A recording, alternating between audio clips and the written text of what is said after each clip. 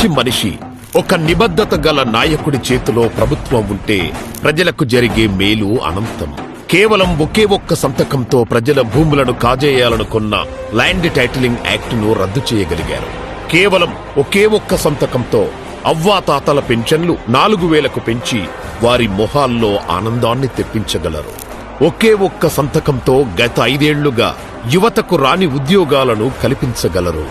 మూతపడిన అన్నా క్యాంటీన్లను మళ్లీ తెరిపించగలరు. నైపుణ్య గణనకు ఆదేశాలివ్వగలరు. ఇవన్నీ కేవలం ఒకే ఒక్క రోజులో చేయగలిగారు. అలా చేసి చూపించిన వ్యక్తే ఆంధ్రప్రదేశ్ ముఖ్యమంత్రి శ్రీ నారా చంద్రబాబు నాయుడు గారు. కేవలం 100 రోజులే అయ్యింది, కానీ ఆయన సాధించిన విజయాలు మాత్రం 100లు దాటాయి. 1వ తారీఖునే ఉద్యోగులకు జీతాలు వస్తున్నాయి. 1వ తారీఖునే పేదల ఇళ్లకు వెళ్లి మరీ పింఛనిస్తున్నారు. రాష్ట్ర వ్యాప్తంగా 100 అన్న క్యాంటీన్లను పునరుద్ధరించారు. చేనేత వృత్తిదారులకు జీఎస్టీ ఎత్తివేశారు. పేదల గృహ నిర్మాణానికి 50,000 అదనంగా ప్రకటించారు. రైతులకు 1,674 కోట్ల ధాన్యం కొనుగోలు బకాయిలు తీర్చి ఆదుకున్నారు. రోడ్ల మరమ్మతులకు 500 కోట్లు మంజూరు చేశారు.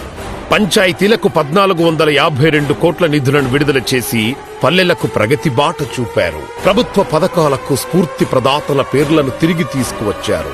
రాష్ట్రమంతా అంటుంది ఇది మంచి ప్రభుత్వం.